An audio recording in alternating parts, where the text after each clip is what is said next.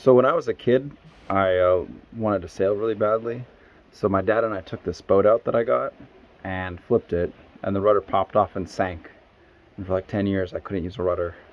I couldn't use the boat. And then when I was like 22, I was like, why don't we make a rudder? You know, it couldn't be that bad. And I'm pretty sure I've put up a video about this before, but it is really poorly done. So this is the one I made, I don't know, 2 years now. It's a little older now. I learned to weld. I welded it up. You can see those welds there. They're real interesting, I'll say that. The wood's some pine. I really need to replace it with oak. You can see I already dinged it there.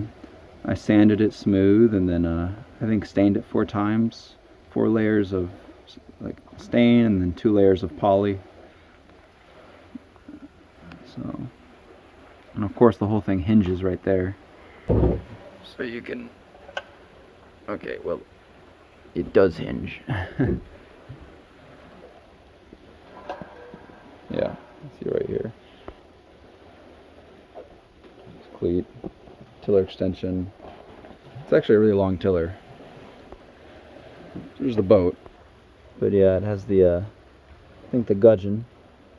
And then the pentles on the boat. I had to rebuild the pentle. The transom was just flat, and I had to drill new holes, do measurements, build some sort of bracket for this. There's a hole here, and I think this hole had fallen off, so I put some wire there. And this slides down onto 2 pins on the back on the transom of the boat. And then this spring helps you pull it up and down. But yeah, it's a really good rudder. It worked. Should make it out of oak. Cool project of mine. Cool project. A lot of skills learned. I ended up taking it all the way out there on a really windy day. Out to the screen. So yeah, pretty cool.